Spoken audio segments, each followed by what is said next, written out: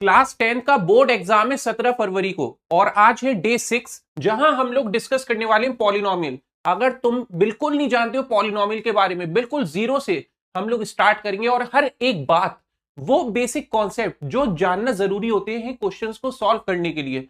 Board exam में जो questions आते हैं या बोर्ड एग्जाम में जो क्वेश्चंस आ चुके हैं या आने वाले हैं, उसको हम लाइव क्वेश्चन सीरीज में डिस्कस करेंगे। तो ये रिकॉर्डेड सेशन में हम लोग सिर्फ और सिर्फ कॉन्सेप्ट्स कवर करेंगे।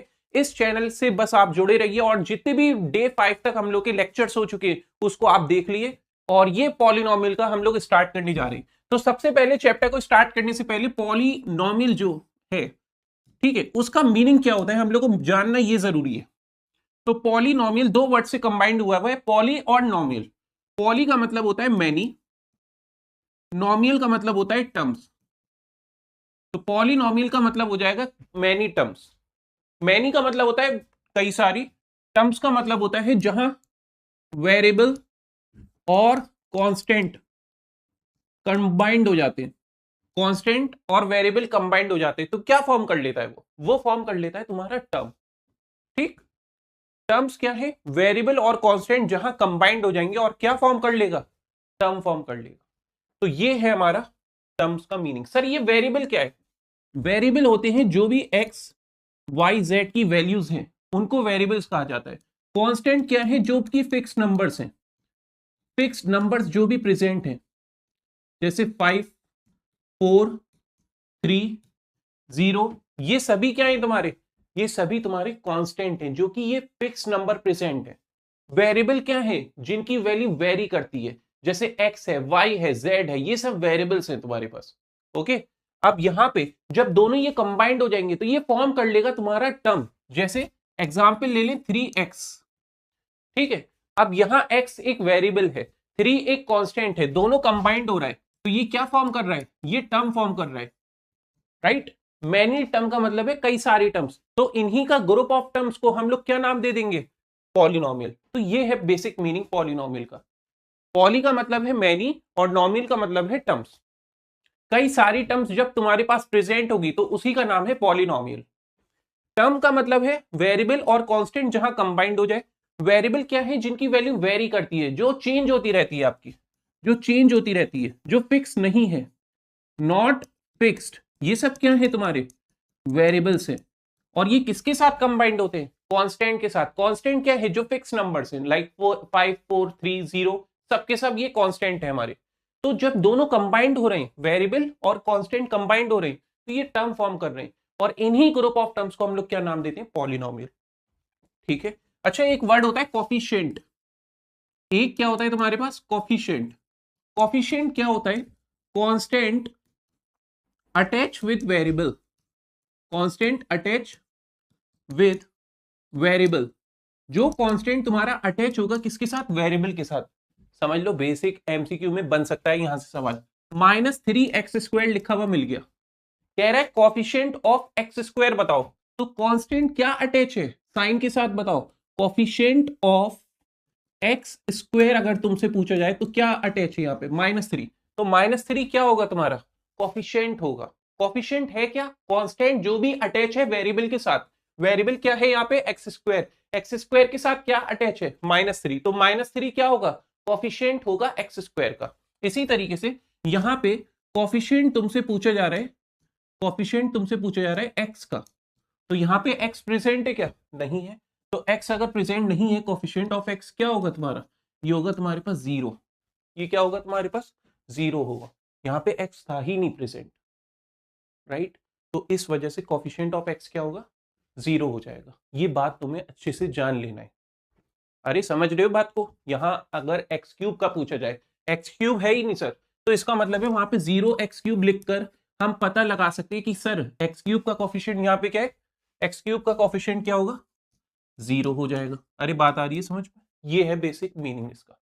ठीक, तो ये सब हम लोगों ने अच्छे से समझ लिया, पॉलिनोमियल है क्या, बेसिक मीनिंग और कोफिशिएंट क्या है। ठीक है।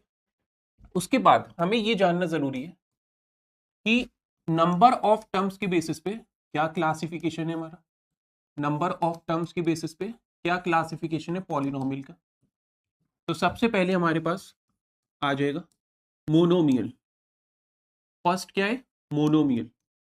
ओके, नंबर ऑफ टर्म्स के बेसिस पे क्लासिफिकेशन असल में होता है। यहाँ पे 4 ऑप्शन दे दिए जाते हैं और तुमसे सिर्फ और सिर्फ ये कह दे कि बताओ कैटेगरी वाइज क्या मोनोमियल के एग्जाम्पल है इसमें, है ना, या कोई 2 एग्जाम्पल दो। तुमने देखे भी हैं क्वेश्चन एनसीईआरटी में गिवन है, और एनसीईआरटी सबसे ज्यादा इंपॉर्टेंट है सीबीएसई बोर्ड एग्जाम के लिए।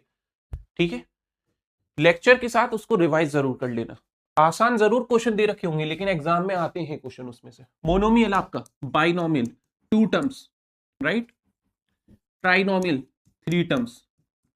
मतलब क्या है, पॉलिनोमियल को कैटेगरी वाइज डिवाइड कर दिया गया है नंबर ऑफ टर्म्स के बेसिस पे। अगर एक ही टर्म है, जैसे x लिखा है खाली, या 5x² लिखा है, या खाली 3 लिखा हुआ है, ये सब के सब मोनोमियल है। कॉमा लगा हुआ है, इसका मतलब खाली x एक टर्म है, मोनोमियल है। ये x 5x², डिग्री कुछ भी लगाओ, एक टर्म नजर आ रही है तो ये मोनोमियल है। 3 एक सिंगल टर्म है तो ये मोनोमियल है तुम्हारी। ठीक है, बाइनोमियल में क्या होगा, जैसे x² + 7, 2 टर्म आ गई ना, 1 और 2। अब सोचोगे यार सर ये 3 कैसे टर्म हो गई, बेटा 3 भी एक टर्म है। कौन सी टर्म है यहाँ पे, ये जिसकी डिग्री 0 होगी। आप देखो ना, यह वेरिएबल अटैच ही नहीं है। अब वेरिएबल हमने लगाए लेकिन इसमें वेरिएबल पे पावर क्या लगा दी है, 0 लगा दी है, क्योंकि x पे पावर 0, किसी पे भी वेरिएबल पे पावर या किसी की भी पावर 0 होती है, उसकी वैल्यू क्या होती है, 1। तो आप किसी कांस्टेंट के साथ वेरिएबल ले सकते हो और उस पे पावर 0 लगा दो, तो ये वेरिएबल कंबाइंड विद कांस्टेंट, और ये क्या है, एक टर्म। कौन सी टर्म है ये, कांस्टेंट टर्म है ये, है ना, कांस्टेंट टर्म होती है ये। ट्राइनोमियल में एग्जांपल है, अच्छा सर और 2 एग्जांपल, x पे पावर 5 ले लो, है ना, x पे पावर 5 ले लिया आपने, प्लस 4x, ये क्या हो गया तुम्हारा, बाइनोमियल हो गया, 2 टर्म है यहाँ पे भी। ट्राइनोमियल में क्या होगा, 3 टर्म होंगी, जैसे x³ + 7x² - 9, comma 8x⁴ + 7x³ - 11, ये भी क्या हो गया तुम्हारा ट्राइनोमियल, जहां 3 टर्म तुम्हारी प्रेजेंट होती हैं। पॉलिनोमियल क्या है हमारे पास, जहां 3 से ज्यादा टर्म होंगी। पॉलिनोमियल क्या है, जहां 3 से ज्यादा टर्म होगी, जैसे x⁴ + 7x³ - 3x² + 1, comma 8x⁵ - 7x⁵2 + 3x + 11, ये सब क्या है, पॉलिनोमियल है। जब एक सिंगल टर्म है मोनोमियल है, 2 टर्म है बाइनोमियल है, 3 टर्म है ट्राइनोमियल है, 3 से ज्यादा टर्म है तो पॉलिनोमियल है। ये सब एग्जांपल्स तुम्हें दे रखी हैं अच्छे से। अब पता है तुम्हें डिग्री का मतलब पता होना चाहिए, डिग्री होती क्या है। डिग्री होती है highest power of variable, highest power of variable, ये क्या है तुम्हारे पास, डिग्री है। मतलब क्या है, जो वेरिएबल प्रेजेंट है XYZ, उस पे पावर कुछ नहीं है तो 1 होती है, पता है। और अगर हाईएस्ट पावर ऑफ वेरिएबल जो भी प्रेजेंट है, 2 है, 3 है, 4 है, तो इसका मतलब उसकी डिग्री वो नंबर होगा, है ना।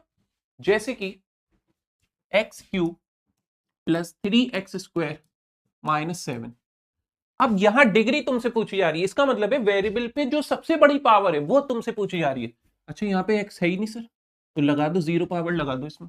अब सबसे बड़ी पावर क्या है, 0 है, 2 है या 3 है, अरे सर 3 है, तो डिग्री क्या हो गई इसकी, 3 हो गई। बस ये कॉन्सेप्ट है इसका। डिग्री का मतलब है हाईएस्ट पावर ऑफ वेरिएबल, जो सबसे बड़ी पावर है वेरिएबल की, उसका नाम है डिग्री। तो यहाँ पे डिग्री क्या हो गई, 3। अच्छा सर एक सेकेंड, 1000 दे दिया गया, आप कह रहे हैं इसकी डिग्री बताओ क्या होगी। तो यहां अगर वेरिएबल है ही नहीं तुम्हारा, तो इसका मतलब यहां पे वेरिएबल पे पावर क्या होगी, 0, तो इसका मतलब डिग्री क्या होगी इसकी, 0। तो याद रखना, अगर कोई कांस्टेंट टर्म दिया जाए, उसकी डिग्री तुमसे पूछी जा रही है, तो उसका क्या होगा, 0 होगा। लेकिन सर अगर आपसे 0 पूछ लिया गया, 0 की डिग्री क्या होगी, तो बेटा 0 नहीं होगी कि यहाँ पे x लगाया और पावर 0 लिख दी। जब 0 की डिग्री पूछी जाएगी तो x पे पावर यहाँ पे इन्फिनिटी होगी, मतलब यहाँ डिग्री क्या होगी तुम्हारी, इन्फिनिटी, या फिर उसे कह सकते हैं आप नॉट डिफाइंड। क्या कह सकते हैं उसे, नॉट डिफाइंड। ये कॉन्सेप्ट है तुम लोगों का किसका, डिग्री का। दोबारा सुनोगे, बिल्कुल सुनो। डिग्री का मतलब है हाईएस्ट पावर ऑफ वेरिएबल, जो सबसे बड़ी पावर है वेरिएबल की, वो डिग्री है आपकी। अगर हमारी डिग्री 3 है तो वो क्यूबिक हो गया, ठीक है। वो सब क्लासिफिकेशन है, अभी तो मीनिंग समझ रहे हैं आप। अगर आपके पास कोई कांस्टेंट नंबर दे रखा है, उसकी डिग्री पूछी जा रही है, तो वो 0 हो जाएगी। यहाँ पे, यहां आपके पास 0 है और यहां वेरिएबल है ही नहीं, तो इसका मतलब उसमें 0 की डिग्री पूछी जा रही है, तो वो इंफिनिटी या फिर नॉट डिफाइंड है। ये डिग्री का कॉन्सेप्ट है। डिग्री के बेसिस पे क्लासिफिकेशन है हमारे पास क्या, लीनियर, जहां डिग्री क्या होगी तुम्हारी, 1 होगी।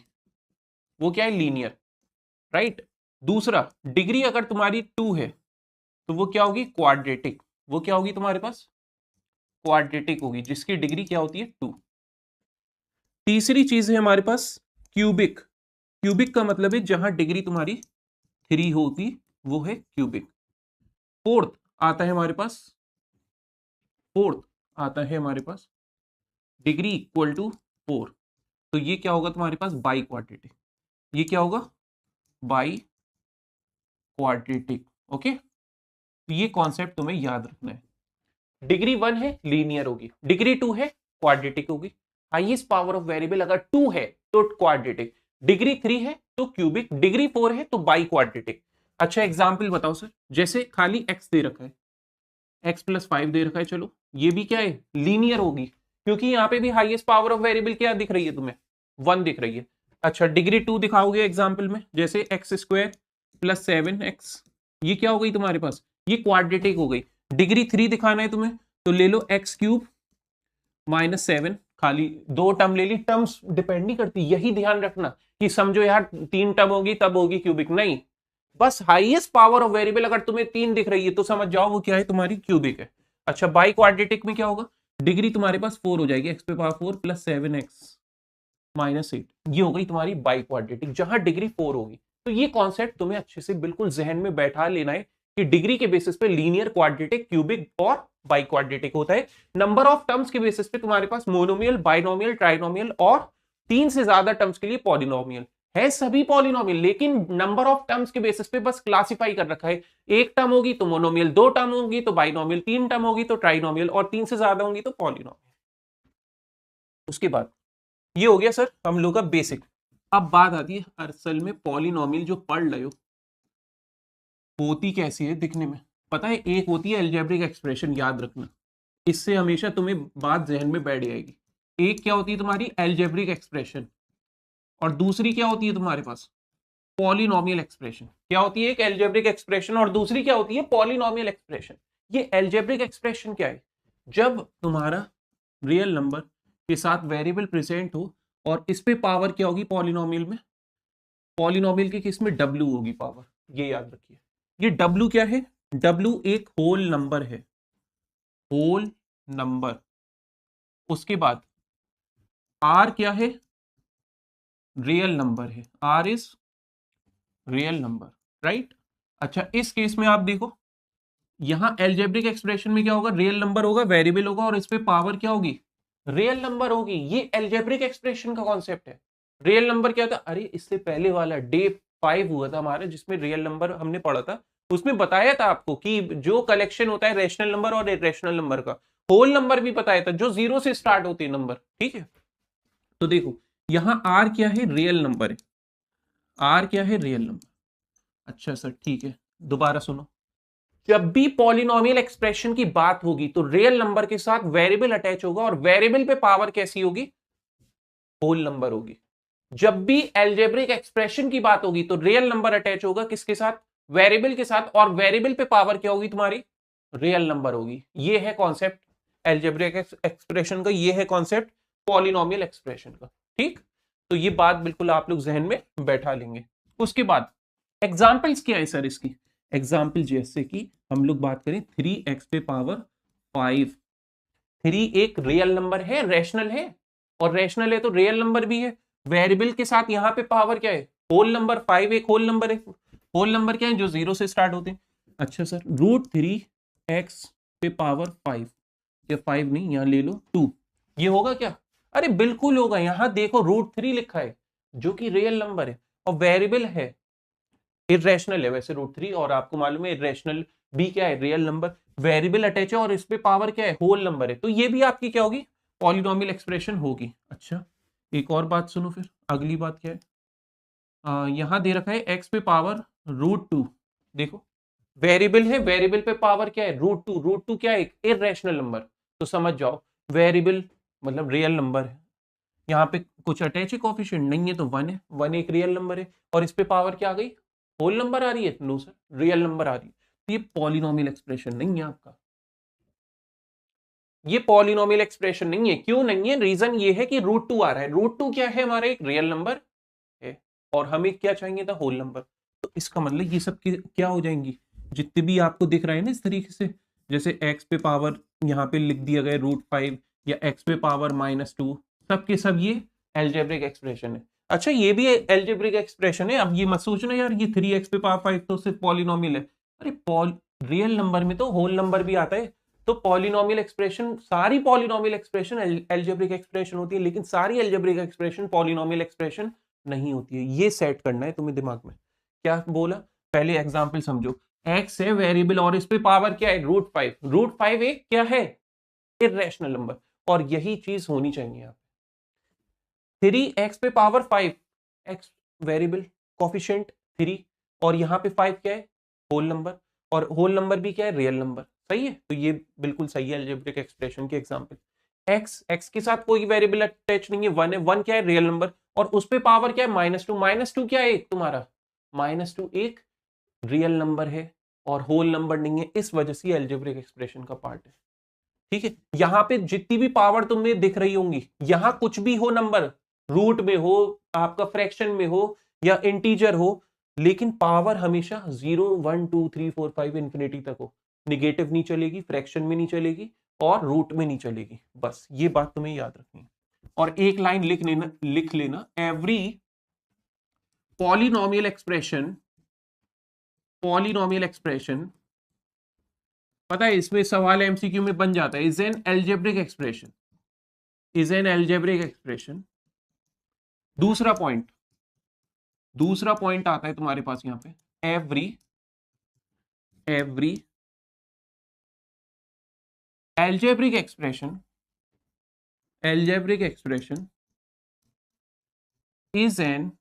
is a polynomial expression, okay.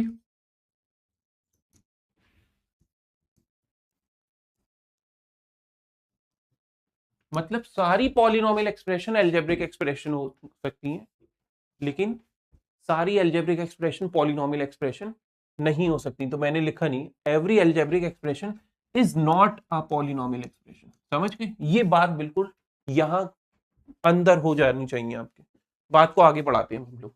ये हो गया आप लोग का बेसिक पॉलिनोमियल का मीनिंग, उसके नंबर ऑफ टर्म्स के बेसिस पे हमने देख लिया। और ये ध्यान रखिए, जो हमारी लीनियर पॉलिनोमियल है उसकी जनरल फॉर्म कैसी होती है, ax + b। ठीक, और इसमें इक्वालिटी नहीं दिख रही होगी तुम्हें, क्योंकि इक्वेशन हो जाती है वो। पॉलिनोमियल एक्सप्रेशन कोई इक्वेशन नहीं है कि इक्वल टू 0 लगा दोगे। तो ये ध्यान रखो, जनरल फॉर्म क्या है लीनियर पॉलिनोमियल की, ax + b। ओके, इसी तरीके से क्वाड्रेटिक पॉलिनोमियल अगर हम लोग देखेंगे तो क्वाड्रेटिक पॉलिनोमियल की जनरल फॉर्म आ जाएगी तुम्हारी ax² + bx + c। ये हो जाएगी तुम्हारी क्वाड्रेटिक पॉलिनोमियल की जनरल फॉर्म। इसी तरीके से क्यूबिक पॉलिनोमियल की जनरल फॉर्म देखोगे तुम लोग तो ये आ जाएगी तुम्हारे पास ax³ + bx² + cx + d। और इसी तरीके से फिर तुम्हारी बाई क्वाड्रेटिक की भी जनरल फॉर्म आ जाएगी। ठीक, अच्छा इसका ग्राफ याद रखना, लीनियर पॉलिनोमियल का जो ग्राफ होता है तुम्हारा वो स्ट्रेट लाइन होता है। वो कैसा होता है बच्चों, स्ट्रेट लाइन होता है।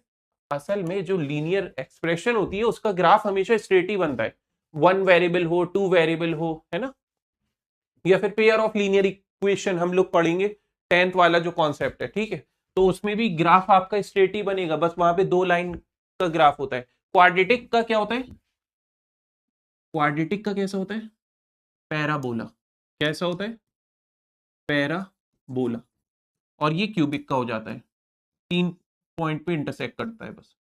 ठीक है, ये वैल्यूज हैं वेरिएबल की, ये जितने पॉइंट पे टच कर रहा है, यहाँ पे 2 पॉइंट पे टच कर रहा है, तो ये आपका क्या हो गया, क्वाड्रेटिक का हो गया। अब ये भी कंडीशन होती है इसमें, पैराबोला या तो अपवर्ड ओपन होता है या डाउनवर्ड होता है। अपवर्ड कब होगा, जब कोफिशिएंट ऑफ x², मतलब a जो है ग्रेटर होगा 0 के। सही है, और डाउनवर्ड कब होगा, जब तुम्हारा a जो है लेस होगा 0 के। अच्छा, ये y एक्सिस के, ये वाला जो अपवर्ड है ऊपर की तरफ से जो खुला y, वो उसका y एक्सिस पे टच कर रहा है नीचे वाला पोर्शन। तो यहां अगर ऐसा होगा कंडीशन तो c निगेटिव होता है इस केस में। c क्या होता है बच्चों, निगेटिव। और यहां ऊपर की तरफ टच कट कर रहा है y एक्सिस के, तो c तुम्हारा पॉजिटिव होगा। बस ये बात ध्यान रखना। ये यहां से बोर्ड एग्जाम में एमसीक्यू में 4 ऑप्शन दे रखे होते हैं, कहा जाता है a is greater than 0, c is negative. 4 option में अलग अलग ग्राफ दे रखा होगा, तुम्हें बताना होगा, बता देना, बहुत आसान कॉन्सेप्ट है। ये पैराबोला जब भी अपवर्ड ओपन होगा तो a is greater than 0, c negative होगा क्योंकि वाई एक्सिस पे टच कर रहा है ये नेगेटिव साइड, और ओपन ऊपर से तो ए जो है 0 से बड़ा होगा, मतलब पॉजिटिव होगा एक्स स्क्वायर का कोफिशिएंट। यहाँ ए इज लेस देन 0 है तो सी हमारा नेगेटिव होगा, वाई एक्सिस के अपवर्ड साइड टच कर रहा है, और डाउनवर्ड ओपन है इस वजह से ए इज लेस देन 0 होगा। बस ये ग्राफ याद रखिएगा, ठीक है। अब यहाँ पे ग्राफ का भी कॉन्सेप्ट हो गया है तुम लोग का। अब जो तुम्हें याद रखने वाली बात है, इसमें टॉपिक होता है अलजेब्रिक एक्सप्रेशन एंड आइडेंटिटीज। क्या पढ़ना है तुम्हें? अलजेब्रिक एक्सप्रेशन तो पढ़ चुके हैं, अब यहाँ पे इसकी आइडेंटिटीज होती हैं। तो ये आइडेंटिटीज 10 आइडेंटिटी बताऊंगा, और 10 की 10 तुम्हारे लिए बोर्ड एग्जाम के लिए मोस्ट इंपॉर्टेंट है, ठीक है। तो देखो पहली आइडेंटिटी तुम लोग भी जानते हो क्या होती है, ए प्लस बी का होल स्क्वायर किसके इक्वल होता है, a square plus B square plus 2ab। ये होती है फर्स्ट आइडेंटिटी तुम्हारे पास। क्या? a प्लस बी का whole square equal to a square plus B square plus 2ab। Second, a minus B का whole square is equal to a square plus B square minus 2ab। Third identity होती है a square minus b square that is equal to A plus b a minus B. और fourth identity होती है इसी तरीके से आपकी a x plus a x plus B is equal to x square plus in bracket a plus b into x plus A b, right.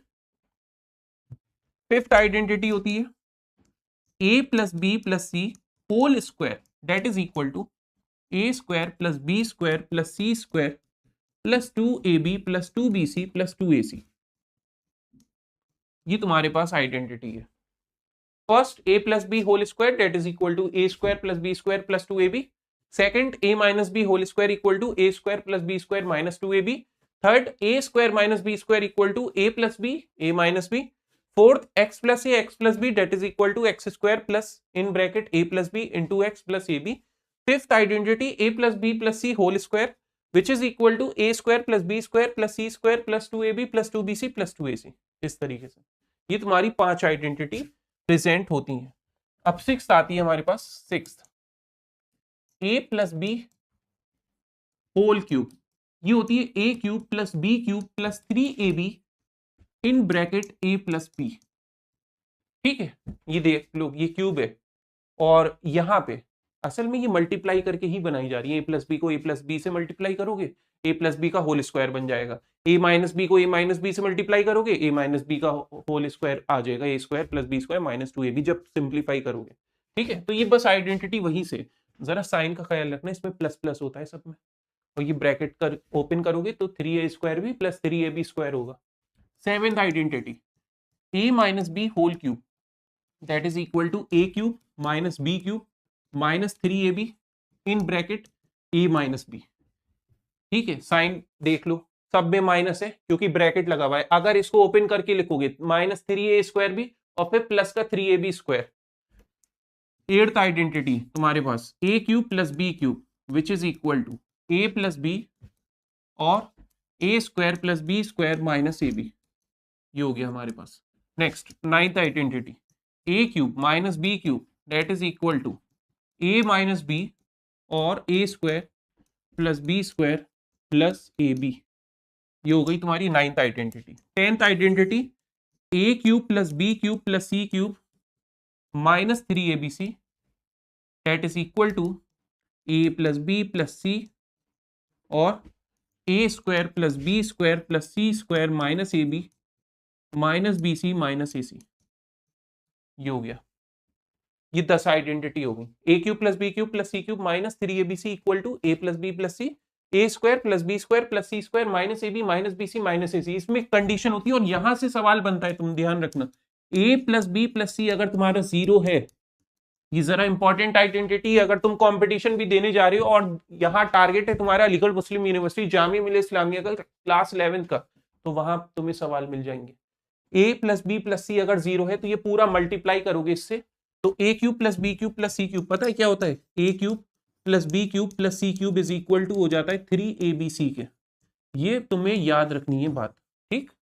अच्छे से देख लो, ये 10 की 10 आइडेंटिटी जहन में बैठा लो, यहां तक कोई भी दिक्कत तुम्हें बिल्कुल ना हो, A to Z हर एक बात तुम्हें बिल्कुल प्रॉपर क्लियर हो। यह आइडेंटिटी का कॉन्सेप्ट है। इसके बाद तुम्हें जो याद रखना है, फैक्टराइजेशन मेथड। यहां पॉलिनोमियल में तुम्हें फैक्टराइजेशन मेथड पता होना चाहिए, ठीक है। तो उससे पहले हेडिंग डाल लो यहां पे, relationship between zeros and coefficient, zeros and coefficients. असल में जो तुम्हारे पास यहाँ पे कोफिशिएंट है और जीरोस हैं, उसके बीच में रिलेशनशिप पढ़ रहे हो,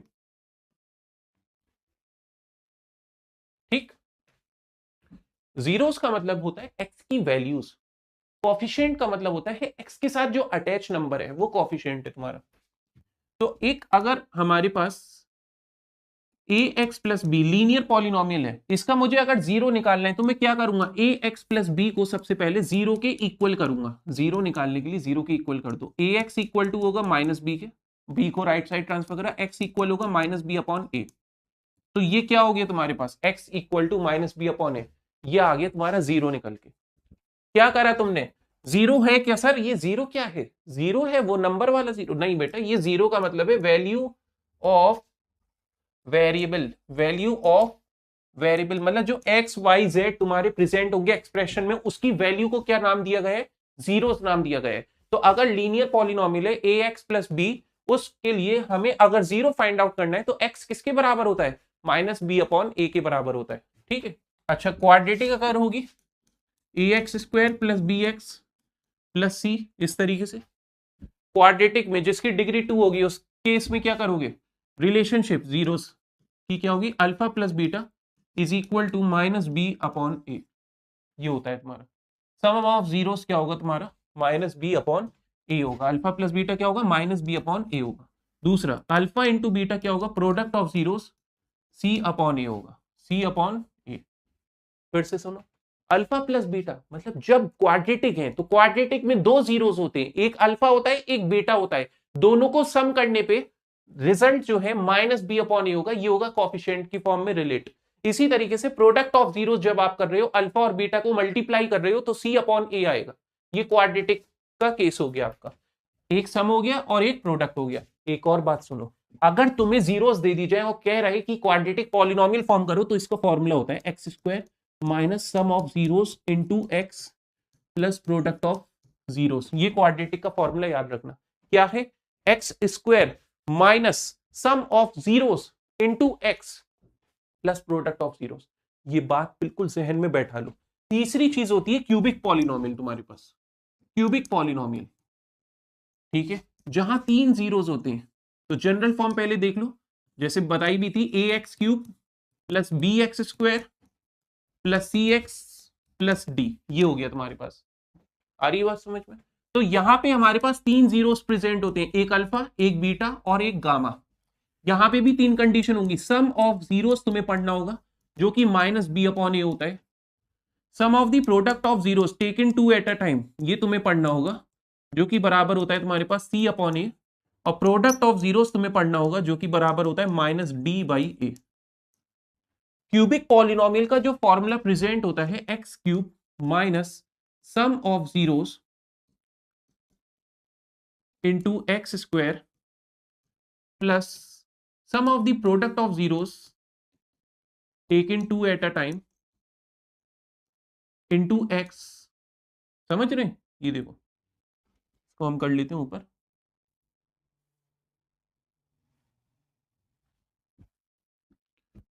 इंटू एक्स और minus product of zeros alpha beta gamma.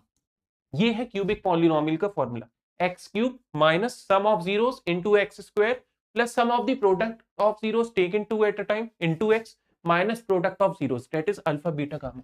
ये क्यूबिक पॉलिनोमियल का फॉर्मूला है। ये बात ये ध्यान रखना, ये जो लिखवाई है अब तुम्हें यार याद नहीं होगी कि सर ये कैसे याद करें, बड़ा आसान है। डिग्री 3 एक्स की पावर 2, एक्स की पावर यहाँ कुछ नहीं है तो 1, और यहाँ एक्स ही नहीं है मतलब पावर 0, तो डिग्री तो इस तरीके से ले जाओ। फिर उसके बाद यहाँ साइन पॉजिटिव यहाँ निगेटिव, यहाँ पॉजिटिव यहाँ निगेटिव, ऐसी क्वाड्रेटिक का तो याद होगा तुम्हें। पहले coefficient of x square plus है, फिर माइनस, फिर प्लस। इस तरीके से याद रखो, कभी दिक्कत नहीं होगी एग्जाम में। साइकिल इस तरीके से याद रखा करो, प्लस माइनस प्लस माइनस, ठीक। ये है तुम्हारा कॉन्सेप्ट इसका। तो ये हो गई क्यूबिक पॉलिनोमियल। इसके बाद जो अब यहाँ पे है फैक्टराइजेशन मेथड, बस पता होना चाहिए तुम्हें। फैक्टराइजेशन का मतलब क्या होता है, पहले तो ये क्लियर हो। असल में यहाँ जानना जरूरी है, क्योंकि क्वाड्रेटिक का तो करोगे, क्यूबिक का भी तुमसे फैक्टराइजेशन करवाया जाएगा। 3 जीरोस निकाल ले, 3 फैक्टर निकाल होंगे। फैक्टराइजेशन का मतलब है break down into its factor, break down into its factors. ये है फैक्टराइजेशन का मतलब तुम्हारा। क्या करोगे, ब्रेक कर दोगे किसी भी एक्सप्रेशन को उसके फैक्टर्स में, ठीक। यहां पे अगर हम बात करें 15 है, जैसे एग्जांपल है कहने के लिए, प्राइम फैक्टर में ब्रेक करेंगे हम जैसे इसको, तो लिखेंगे 3 इंटू 5। मान लो तुम्हारा 100 है, तो इसको तुम लिखोगे 2 स्क्वायर और 5 स्क्वायर। ये क्या हो रहा है, किसी भी नंबर को ब्रेक किया जा रहा है उसके फैक्टर में। तो ये है फैक्टराइजेशन का मतलब। ऐसी क्वाड्रेटिक एक्सप्रेशन अगर तुम्हारे पास प्रेजेंट है, मान लो x square plus 7x plus 12, ये बड़ा बेसिक सा समझाने के लिए दे रहा हूं, जिसको नहीं मालूम है बिल्कुल क्लियर कर लो। बाकी इसके जो क्वेश्चंस हैं, जो लेवल रहता है क्वेश्चंस का बोर्ड एग्जाम में, उसको हम लाइव सेशन में डिस्कस करने वाले हैं, ठीक है। उसके लिए बिल्कुल तैयार रहना। तो यहाँ पे 12 का फैक्टर करोगे तुम, 12 के फैक्टर क्या होंगे तुम्हारे, 4 और 3। असल में 4 और 3 का प्रोडक्ट करोगे 12 आता है, 4 प्लस 3 7 होता है। तो बस लिख लोगे x square plus 4x plus 3x plus 12। इसमें क्या कॉमन है तुम्हारा, x और ब्रैकेट में x प्लस 4। यहां कॉमन क्या है, 3 और ब्रैकेट में x प्लस 4। एक फैक्टर हो गया तुम्हारा x प्लस 4 और दूसरा फैक्टर आ गया साइड में x प्लस 3। ये होता है तुम्हारा क्वाड्रेटिक का फैक्टर, फैक्टराइजेशन। तो यहां हम लोग स्प्लिटिंग दी मिडिल टर्म कर रहे हैं। क्या कर रहे हैं, स्प्लिटिंग दी मिडिल टर्म को तोड़ लें आप, ओके। ये इस तरीके से तोड़ा जाता है। ये 12 और एक्स स्क्वायर का कोएफिशिएंट को मल्टीप्लाई किया जाता है। 12 और 1 का प्रोडक्ट क्या होगा, 12 होगा। अब 12 को इस तरीके से अरेंज करो उसके फैक्टर को कि सम जो है 7 दे और मल्टीप्लाई करने के बाद 12 तो मिल लेंगे। फिर इसमें हम लोगों ने x square plus 4x plus 3x करा और प्लस 12, एक्स कॉमन ले लिया, एक्स प्लस 4 आ गया ब्रैकेट में, यहाँ 3 कॉमन ले लिया, एक्स प्लस 4 आ गया। तो एक फैक्टर जो दोनों में प्रेजेंट होगा और एक फैक्टर जो साइड में। जब साइन नेगेटिव होता है, जब रूट वाले क्वेश्चंस होते हैं, तब दिक्कत होती है। तो वो सब चीजें लाइव सेशन में करेंगे। अब तुम लोग बस ये याद रखो, ये पॉलिनोमियल का इतना ही तुम्हारा बेसिक है जो जानना जरूरी था। क्यूबिक एक्सप्रेशन के सवाल आ जाते हैं तुम्हारे पास, क्यूबिक का कह दिया जाता है फैक्टराइज करो, तो उसमें क्या करते हैं, पहले वैल्यू को एज्यूम करते हैं 1 रखेंगे, अगर रिमाइंडर 0 आ जाए तो x माइनस 1 फैक्टर होगा। समझ रहे हैं। तो ये फैक्टर थ्योरम, ये वाली चीजें आपको पता होनी चाहिए। 9th में कॉन्सेप्ट पढ़ा था, अगर x की वैल्यू 1 रखेंगे तो रिमाइंडर 0 आ रहा है, इसका मतलब x माइनस 1 फैक्टर होगा। अगर x की वैल्यू -1 रखने पे रिमाइंडर 0 आ रहा है तो इसका मतलब है x प्लस 1 फैक्टर होगा।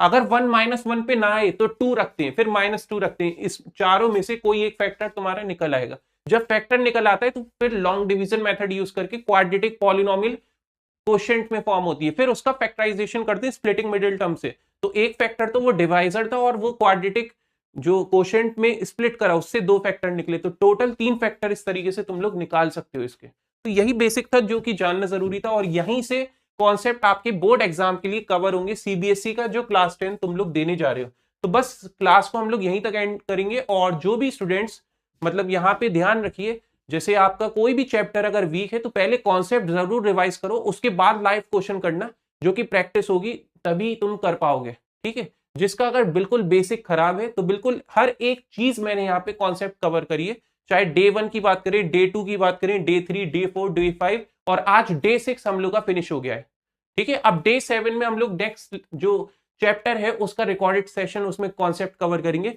और लाइव सेशन उसका देख लेना। सब चैप्टर का लाइव सेशन तुम लोग का प्रेजेंट रहेगा। चैनल को सब्सक्राइब कर लो, एसीसी क्लास 10 सीबीएसई एमयू, और बाकी अपने फ्रेंड सर्किल में शेयर करो और सेशन को लाइक भी करो और कमेंट में बताओ कैसा लग रहा है सेशन आपका, ठीक है। तो चलिए मिलते हैं हम लोग फिर लाइव सेशन में।